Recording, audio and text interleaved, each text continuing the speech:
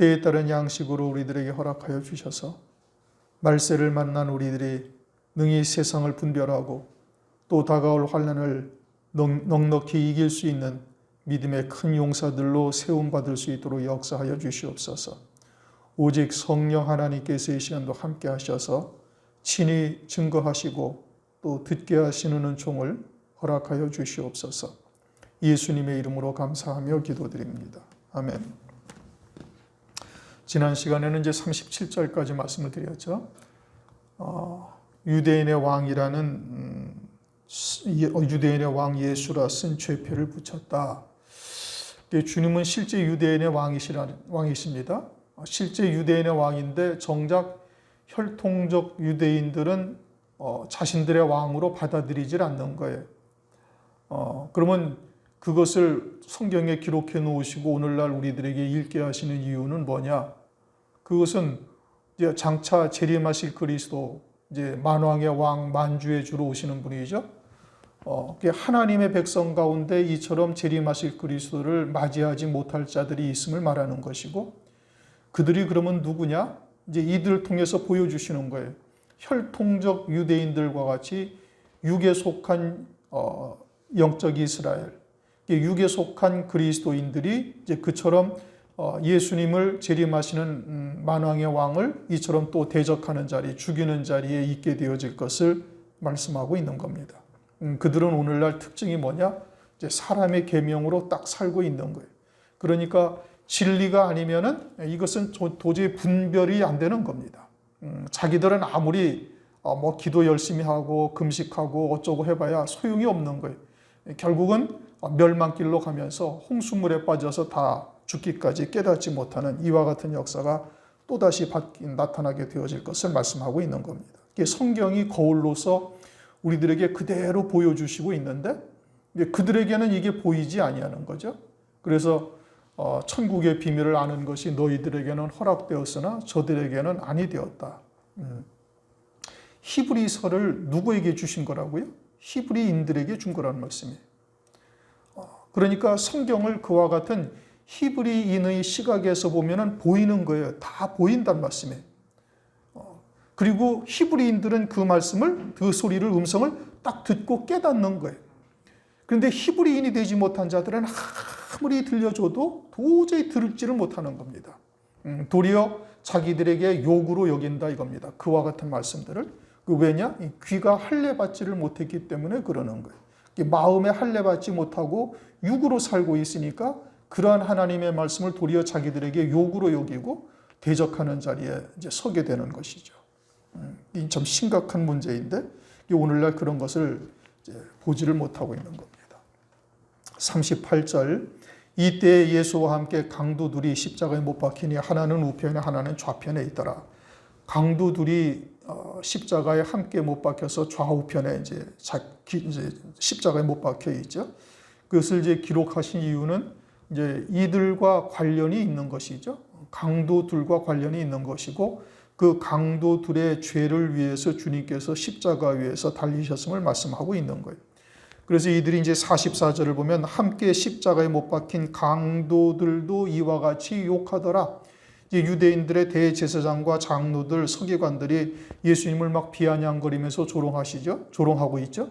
십자가에 못 박혀서 아주 처절한 고통을 당하고 있는데, 그런데 정작 자기 백성들은 예수님을 막 조롱하고 있는 것이고, 그리고 함께 못 박힌 강도들도 이와 같이 욕하더라 이렇게 말씀하셔요.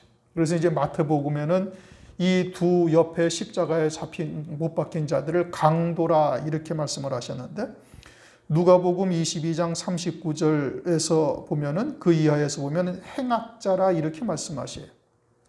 누가복음에서는 행악자 29장 39절 이하에 행악자라 이렇게 말씀하시고, 요한복음 19장 18절을 보면 거기에서는 두 사람 이렇게 말씀하셔요. 참 신기하게 기록을 해놨잖아요. 마태복음, 마가복음에서는 두 강도라고 말씀하고 있는데 누가복음에서는 그 두 사람을 행악자다 이렇게 말하고, 누가복음에서는 두 사람 중에 하나는 또 구원받습니다. 그렇죠? 예. 그리고서는 이제 요한복음에서는 아예 두 사람이다. 이것이 강도인지 행악자인지 이것을 말씀하시는 것이 아니라 두 사람이다. 이렇게 지금 말씀을 하고 있는 거예요. 이것은 마태복음의 신앙, 마태복음을 바라보는 신앙과 누가복음에서 누가의 입장에서 바라보는 신앙과 사도 요한의 입장에서 바라보는 신앙이 각각 차이가 있는 겁니다. 틀린 거예요. 그러니까 마태복음의 신앙에서 우리가 그 마태와 같은 시각에서 바라보면 강도로 보이는 것이고 누가와 같은 신앙에서 바라보면 행악자다 이겁니다. 행악자라는 것은 이제 강도라는 것은 말 그대로 강도예요. 흉악범이죠. 그런데 행악자라는 것은 뭘 말하느냐면 악을 행한 자다 이 뜻이에요. 그러면 악이라는 것은 뭐냐? 그건 히브리서 3장 12절에 믿지 아니하는 자가 악한 것이죠. 믿지 아니하는 악심을 품고 그렇게 악한 자라는 것은 믿지 아니하는 거예요. 그리스도를 믿지 아니하는 것이죠. 그러니까 그리스도를 믿지 아니하는 자들이었다는 것을 말하고 있고 그러다가 그 중에 하나는 이제 그리스도이신 것을 믿는 거예요. 저분은 이 땅에서 행하신 일이 하나도 그런 것이 없었다. 이제 누가복음 23장 39절에서 43절까지 그렇게 말씀을 합니다. 이거는 뭐 안 찾아봐도 여러분들이 많이 읽어보신 장면이니까 굳이 찾아보고서 이제 시간을 낭비할 필요는 없죠. 그러니까 그 중에 하나는 이제 이와 같이 처음에는 이렇게 생각을 했다가 그분을 바라보면서 저분은 이 땅에서 행하신 일 중에 하나도 그런 것이 없고 잘못된 것이 없다. 그러면서 주님의 나라에 임하시거든 나를 기억해달라. 그래서 저분이 나를 위해서 십자가에서 죽임당하시는 것이라는 것을 깨닫고 그제서 십자가 위에서 신앙 고백을 하는 거예요. 그 말 한마디가 딱 열매가 돼가지고 네가 오늘 나와 함께 어디에 있으리라? 낙원에 있으리라. 낙원에 이제 지금 있죠. 지금 있으면서 백보자의 심판 때까지 그 한마디 말한 것이 영생의 열매가 돼가지고 음부나 사망의 바다에 떨어지지 않냐고 어디에 가 있어요? 낙원에 있다. 그렇게 지금 말씀하고 있어요. 그러면 마태복음은 뭐냐? 마태복음은 그들이 이 땅에서 육신을 입고 행한 그 모든 것들이 마치 강도의 삶이었고 그와 같은 육신의 행위적인 신앙만 딱 바라보고 있는 거예요. 누가복음은 그보다 한 단계 더 올라가서 영적인 시각에서 하나님께서 이 땅에 사는 하나님의 백성들로 하여금 그리스도를 영접하면 그 영이 구원받는 낙원에 이르게 되어지는 자가 있음을 깨닫는 신앙이 단계인 것이죠. 그러면 요한복음은 뭐냐? 요한복음에서는 두 사람이라고 하는 것은 그가 하나님의 생명을 가진 자다 이런 뜻인 겁니다. 그들이 이 땅에서 악을 행했는지 살인을 했는지 간음을 했는지 이게 중요한 것이 아니고 그 사람의 영이 그 안에 있는 생명이 하나님의 생명이냐 아니냐 이렇게 딱 하나님께서 보시는 거예요. 그러니까 마태복음은 육신적인 행위적인 신앙을 갖다가 보고 판단하고 있는 거예요. 오늘날 대부분의 교회에서 이렇게 판단합니다. 그러니까 술이나 먹고 세상 낙이나 쫓아다니면서 이와 같이 일락을 쫓아 사는 자들을 바라보면서 아이고 저 인간은 구원받기는 아예 틀린 인간이다 라고 행위적인 모습을 바라보면서 구원을 판단하고 있다면 그것은 마태복음의 시각에서 바라보고 있는 것이에요. 그러나 하나님께서 그에게 하시라도 은혜를 베풀어 주시면 오히려 나보다도 더 주를 위해서 헌신하며 주를 위해서 육신의 목숨까지도 버릴 수 있는 자가 되는 거예요. 그 사람이 서고 넘어지고 서는 것이 누구에게 달려있어요? 주님께 달려있는 거예요. 하나님의 주권이란 말씀이에요. 그러니까 그와 같은 하나님의 영의 세계를 깨닫고 그래도 그 인간이 오늘이라도 하나님께서 은혜를 베푸시면 회개하고 예수를 그리스도로 영접하고 영생의 열매 맺는 삶을 살 수 있는 자가 될 수도 있다라는 믿음의 확신을 가지고 살고 있다면 그건 영적인 시각에서 바라보고 있는 것이고 더 나아가서 그 생명이 하나님의 생명으로 나은 생명이냐 아니냐를 바라보고 있다면 이제 생명의 세계까지 바라볼 수 있는 신앙이 되고 있는 것이죠. 그러니까 마태복음이나 누가복음이나 요한복음에서 왜 강도라고 했는데 요한복음에서는 사람이라고 그러느냐? 그건 신앙을 바라보는 시각이 이제 다르다 이 뜻인 겁니다. 그러니까 우리가 마태복음과 같은 신앙의 자리에서 머물러 있어서는 아니 되는 거예요. 물론 우리가 신앙의 열매가 믿음으로 사는 자가 되어지면은 행함으로 당연히 나타나죠. 그러나 행함이 되어야 구원이 되는 것은 아니다 이겁니다. 그것은 믿음이 우선이 되어야 되는 것이고 믿음의 열매로서 나타난 행위가 우리에게 구원의 열매가 되는 것이에요. 이제 그와 같은 신앙에서 영적인 시각으로 영적인 시각에서 이제 더 깊은 신령한 세계를 볼 수 있는 자의 자리에까지 이를 수 있어야 되는 것이죠. 요한복음의 6장 70절 보면은 너희 중 한 사람은 마귀니라. 가룟 유다를 그렇게 말씀하셨죠. 그거를 언젠가 제가 한번 설명을 드렸습니다. 우리 개역 성경에는 그것을 한 사람이라고 표현을 해놨지만 헬라어 원어에는 사람이라는 뜻이 들어있질 않아요. 그냥 너희 중 하나는 마귀니라. 그래서 킹 제임스 성경은 그것을 정확하게 표현을 했어요. 너희 중 하나는 마귀니라. 그러니까 가룟 유다는 하나님께서 그 생명으로 낳은 자가 아니죠. 그러니까 그는 사람이라고 불릴 수가 없는 거예요. 요한복음에서 이제 다른 성경은 틀려 있어 요한복음에는 그 생명이라는 단어가 무려 한 30몇 번인가 나와요. 마테마가 누가복음에는 뭐 4번 나오고 뭐 7번 나오고 이렇게 나오는데 요한복음은 생명 세계를 다루는 이제 그와 같은 신앙에 보다 더 영적인 신앙이 영적으로 보다 더 깊은 이와 같은 이제 영의 세계를 다루고 있으니까 그 영원한 생명, 조회라는 영원한 생명이라는 단어가 37번인가 38번이 등장을 해요. 그러니까 요한복음에서는 사람이라는 단어는 무엇을 의미하느냐? 그 하나님의 생명으로 낳은 자이냐 아니냐 이걸 따지고 있는 거예요. 그가 이 땅에서 살든 어떻게 살든 그것은 우선 중요한 것이 아니라 그 생명이 하나님의 낳은 생명이냐 아니냐. 생명으로 낳은 자이면은 그건 사람이라고 그러시는 거예요. 그런데 가룟 유다는 그는 사람이라고 표현하지 않은데 우리 개역 성경은 번역을 그렇게 이제 사람의 생각이 들어가서 번역을 해놓은 거예요. 그냥 원어대로 직역을 딱 해놓으면 정확한 해석을 할 수가 있는데, 이제 영적 시각에서 바라보면 하나님의 정확한 뜻이 드러날 수가 있는데, 이제 사람의 시각으로 그냥 하나라고 했으니 그냥 사람이라는 이제 번역을 이제 오역을 한 것이죠. 그러니까 이제 가룟 유다도 사람이라고 표현이 됐는데 요한복음에서 이 사람이라는 의미는 전혀 그런 뜻이 아니다 이겁니다.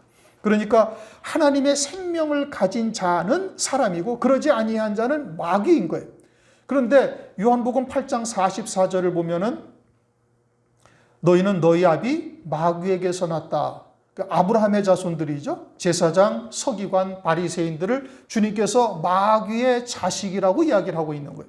그러니까 마귀와 마귀의 자식은 다른 거예요. 마귀라고 가룟 유다를 그렇게 표현한 것은 가룟 유다는 아예 하나님의 생명이 없는 자, 가죽 옷의 구원을 받지 못한 자를 의미하는 것이고, 하나님의 생명을 가진 자요 가죽 옷의 구원을 받은 자로 돼.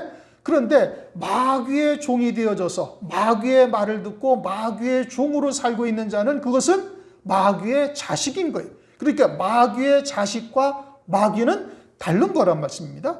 요한복음에서는 그것을 지금 강조해서 말씀하고 있는 이제 그런 태초부터 있던 생명의 세계로부터 시작하죠. 말씀이 태초의 말씀이 계시니라. 그건 영의 세계보다도 더 먼저인 생명의 세계, 그냥 하나님의 나라, 하나님의 영원한 생명부터 시작을 하는 거예요.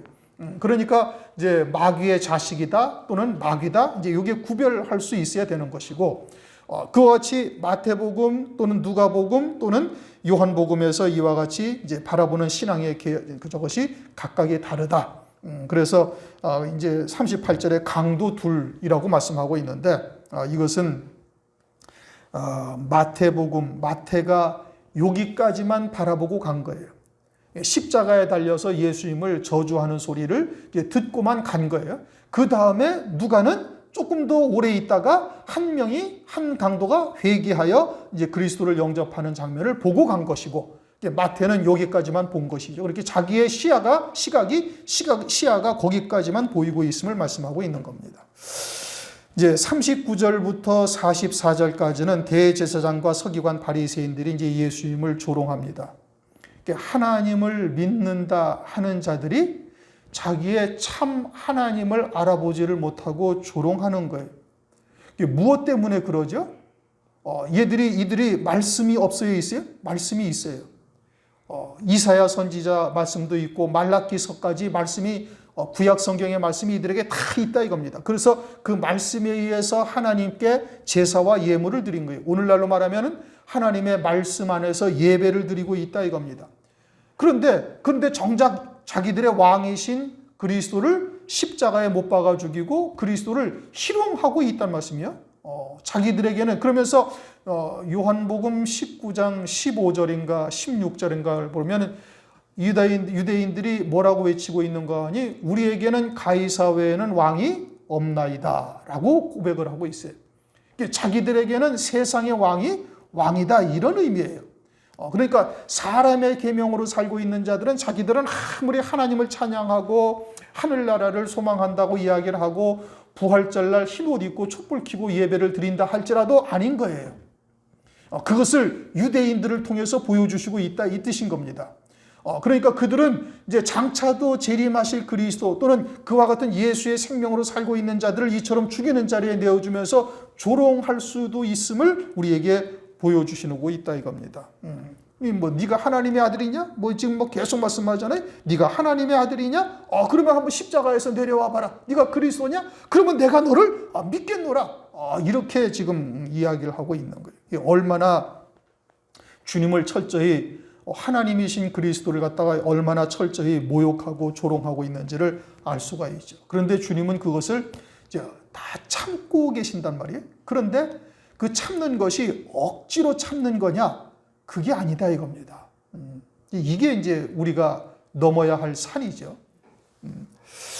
룻기서 2장 14절을 보면은 룻에게 보아스가 뭐라고 말하고 있는 거예요? 네 떡 조각을 초에 찍으라 이렇게 얘기를 해요. 룻기서를 우리가 한번 상고했죠.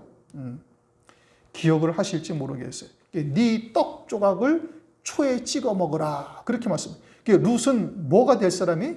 그리스도의 신부, 보아스의 신부가 되는데 그것은 우리들에게는 그리스도의 신부 될 자의 신앙은 어떻게 해야 되는 거예요? 네 떡을 초에 찍어 먹을 수 있는 자가 되어야 된다 이 뜻입니다.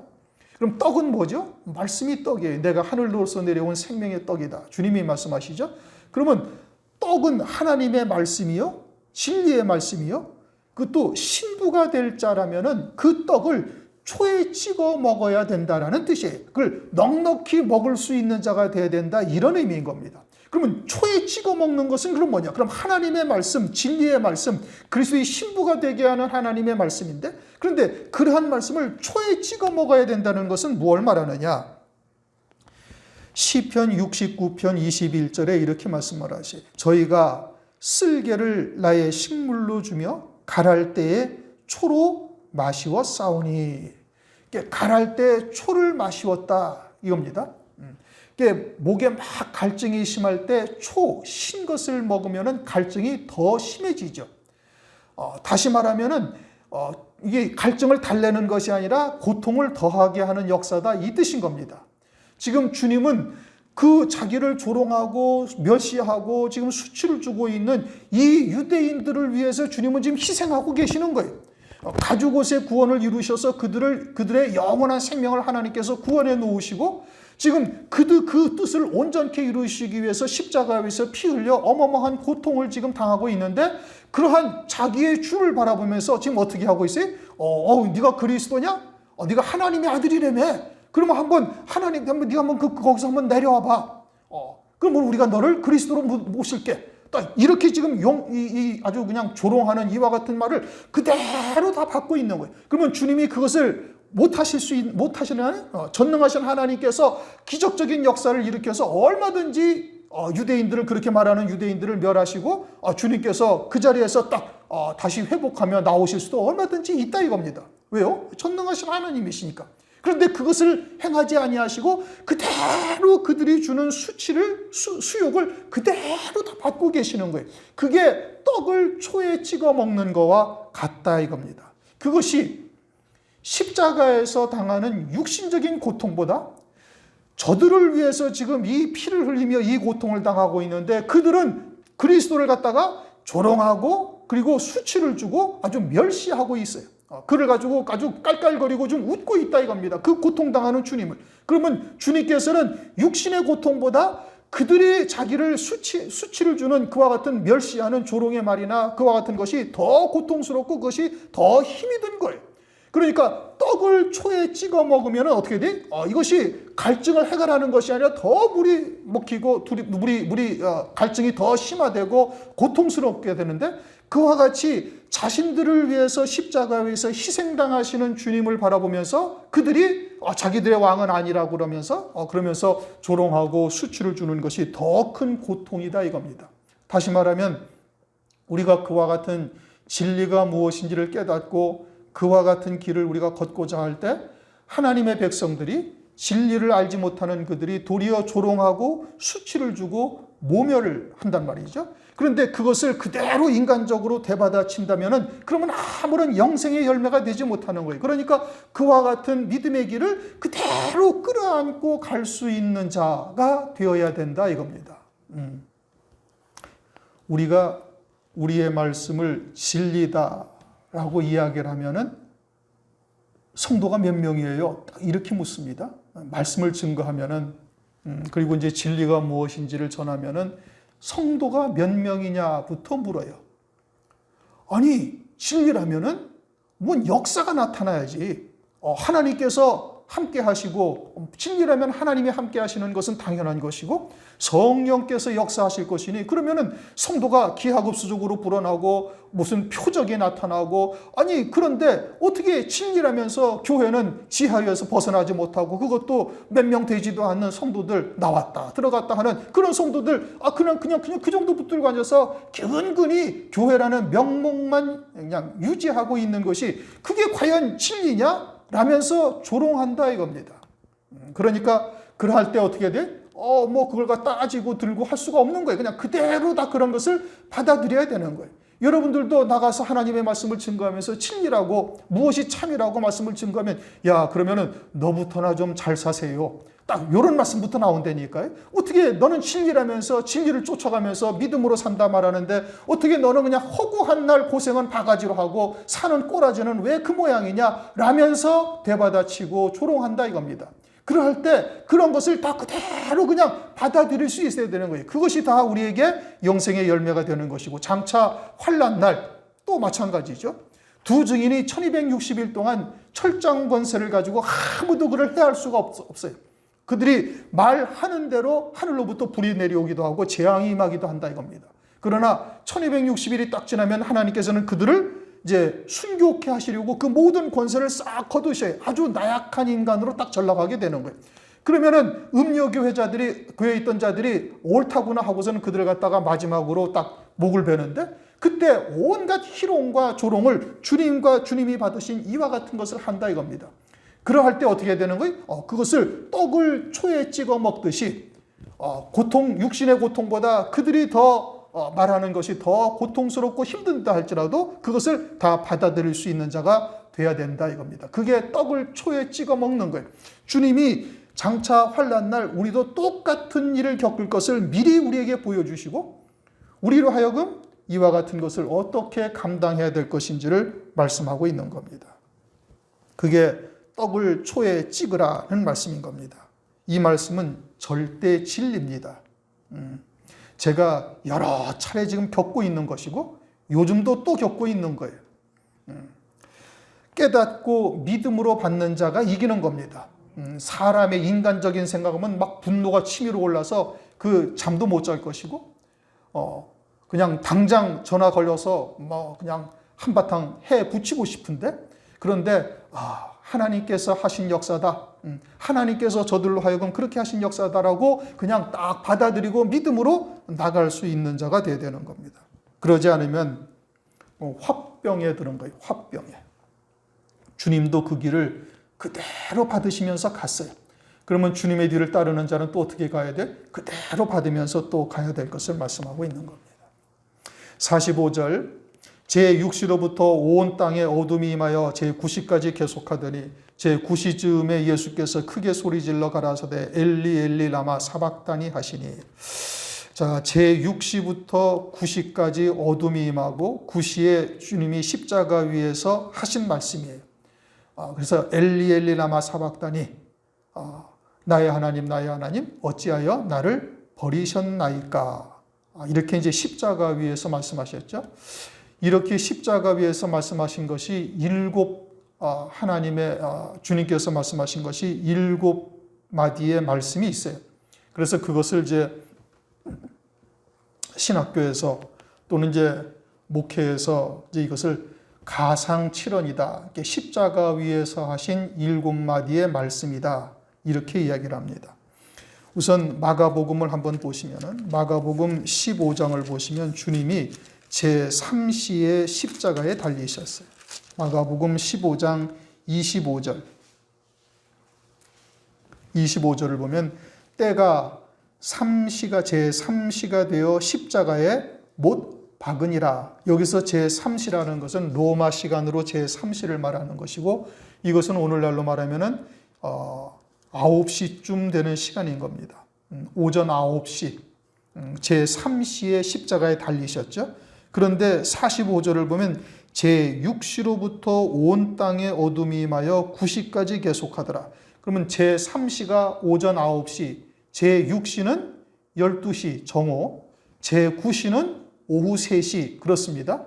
그러니까 오전 9시쯤 십자가에 못 박히시고 3시간 동안 피 흘리시면서 처절한 고통을 겪으시다가 12시쯤부터는 온 땅에 어둠이 완전히 임한 거예요. 온 땅에 어둠이 임하고 그리고서는 한 3시간쯤 지나서 9시쯤 그 주님께서 하신 말씀이 뭐냐? 그때 엘리 엘리 라마 사박다니라고 외치셨다 이런 뜻인 겁니다.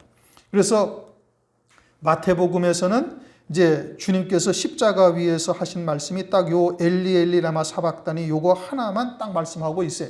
나머지는 누가복음과 요한복음에서 말씀하고 있습니다. 시간이 어중간하네 이거 하기가. 오늘은 그냥 요거 한 가지만 하고 다음 시간에 하도록 하죠. 엘리 엘리 라마 사박다니. 자, 지금 다시 말씀드려요. 9시쯤 십자가 위에서 달리셨어요. 그리고서는 12시쯤 주님께서 이제 3시간 십자가 위에서 피 흘리시며 고통을 겪으시는데 12시쯤에 어떻게 됐어요? 막 온 땅에 어둠이 임했단 말이에요. 온 땅에 어둠이 임했다가 오후 3시쯤 되어져 가지고는 주님께서 다시 이제 일어나셔가지고 하신 말씀이 뭐냐? 엘리 엘리 라마 사박단이다. 그것이 번역을 하면 뭐냐? 나의 하나님 어찌하여 나를 버리셨나이까? 이렇게 했어요. 그렇죠? 버리실 것이라는 거에 버리셨다는 얘기예요. 버리셨다라는 얘기예요. 버리셨다라는 뜻인 겁니다. 그러면 그 3시간 동안 12시로부터 3시까지 어둠이 임했을 때 하나님께서 예수님을 버리셨다라는 뜻이에요. 버리셨다. 그래서 이제 이것이 원망하는 말이 아니고 우리의 구원과 관계되는 말이에요. 이걸 주석에서 보면은 잘못 해석을 해놔가지고 뭐 어쩌고 저쩌고 해놨는데 이것은 우리의 구원과 관계된 말입니다. 주님이 십자가 위에서 하신 모든 7마디가 우리의 구원과 관계된 거예요. 요한복음에서는 자기의 어머니와 세례 요한이 마지막까지 남아 있었죠. 그래가지고 자기의 어머니 마리아를 갖다가 보라 네 어머니라 보라 네 여자여 당신의 아들이니이다 이렇게 말씀하잖아요.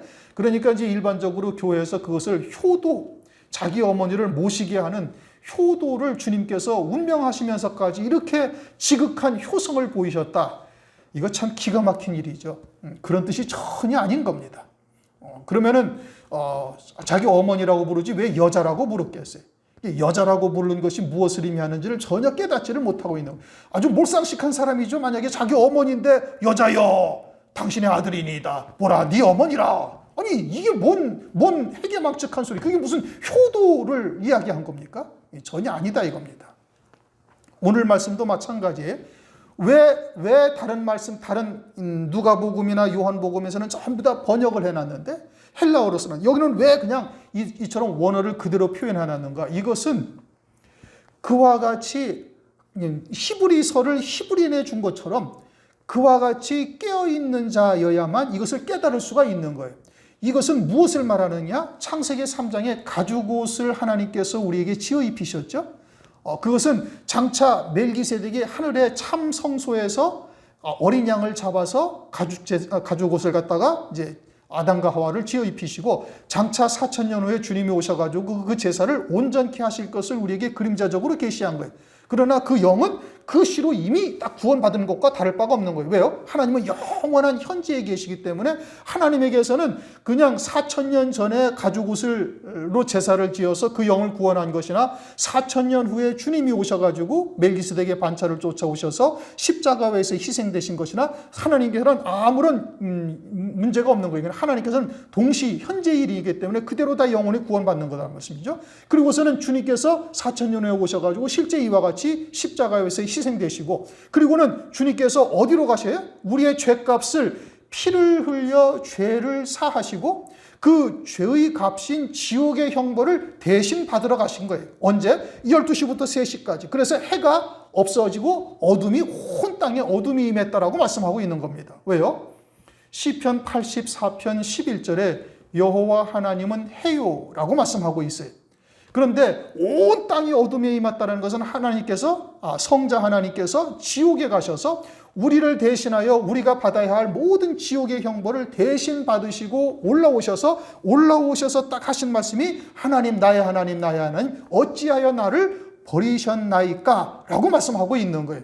그러니까 하나님께서 예수 그리스도를 버리셔서 지옥의 형벌 아래 가셔가지고 우리가 받아야 할 모든 형벌을 대신 다 받으시고 올라오시면서 어찌하여 나를 버리셨나이까 라고 하나님께 말씀하시는 것이고, 그것을 통해서 깨어있는 자, 가죽옷의 구원이 무언가 알고 있는 자들에게는 주님께서 이것이 그때의 형벌을 우리가 받아야 할 지옥의 형벌을 대신 받으신 것이다 라는 것을 우리에게 깨닫게 하시는 역사다. 그걸 말씀하고 있는 겁니다. 나머지 이제 가상 7원에 대해서 이제 누가복음과 요한복음에 대해서 나와 있는 것은 이제 다음 시간에 우리가 상고를 하죠. 그래서 제6시로부터 온 땅에 어둠이 임하여 제9시까지 계속하더니 제9시 즈음에 예수께서 크게 소리 질렀다라는 것은 그처럼 가죽옷의 구원의 은혜를 깨닫고 있는 자들로 하여금 다 이 말씀을 통해서 그것에 대한 확신을 가지게 하시기 위해서 말씀하고 있는 거예요. 이게 그들에게는 들리는 것이고 그러지 아니하는 자에게는 들리지 아니하는 소리다 이겁니다. 크게 소리질러 가라사대 엘리 엘리 라마 사박다니 하시니 이는 곧 나의 하나님 어찌하여 나를 버리셨나이까 하는 뜻이라. 그래서 주님께서 우리를 대신해서 지옥의 형벌까지 다 감당하시고 그리고 올라오셔서 하신 말씀이다라는 의미로서 이렇게 지금 기록을 해 놓으신 겁니다. 버리셨나이까 하나님께서 버리셨다라는 뜻이죠. 과거형이죠. 우리가 가야 할지를 주님께서 대신 가셔서 다 감당하고 오신 겁니다. 기도하시겠습니다. 하나님 아버지 감사합니다. 오늘 마태복음 27장 주님이 십자가 위에서 고난당하시며 마냥 비웃고 있는 유대인들, 또 제6시로부터 9시까지 온 땅에 어둠이 임하고 9시쯤에 엘리 엘리 라마 사박다니 하신 주님의 뜻이 오늘날 우리에게 무엇을 말씀하시는지를 상고할 수 있도록 은총을 베풀어 주심을 감사를 드립니다. 주께서 이와 같이 참으로 엄청난 고통 가운데 우리를 구원하시고 구속하셨음을 다시 한번 깨닫게 하셨음을 감사를 드립니다. 우리는 그것이 마치 당연한 것처럼 때로는 생각하고 우리가 겪고 있는 여러 가지의 시험과 연단의 과정들에 그저 입술로는 나타내지를 못하지만 마음으로 낙심하고 또는 좌절하고 또는 원망불평하였던 사람들이 얼마나 많은지 모릅니다. 긍휼히 여겨주시고 이제는 우리로 하여금 내 떡을 초에 찍으라 하신 그와 같은 주님의 음성을 듣는 자 되게 도와주셔서 주님의 뒤를 따라가며 그 어떠한 수치 또는 시험과 연단의 과정일지라도 넉넉히 이기는 저희들 될 수 있도록 하나님 은총을 베풀어 주시옵소서. 또한 우리가 마태복음, 누가복음, 또한 요한복음에서 이 강도에 대한 표현이 각각의 다른 것이 무엇을 의미하는지를 우리가 깨달았나이다. 우리의 신앙이 이제는 육신의 신앙에서 영에 속한 자로 더 나아가서는 신령한 생명의 세계까지 바라보면서 이 땅에서 사는 자 될 수 있도록 하나님 은혜를 베풀어 주시옵소서. 성령으로 충만케 하시고 오직 진리의 말씀으로 하고까지 채우셔서 이 말세에 우리를 향하신 아버지의 뜻이 온전히 이루어질 수 있도록 역사하여 주옵소서. 예수 그리스도의 이름으로 감사하며 기도드립니다. 아멘.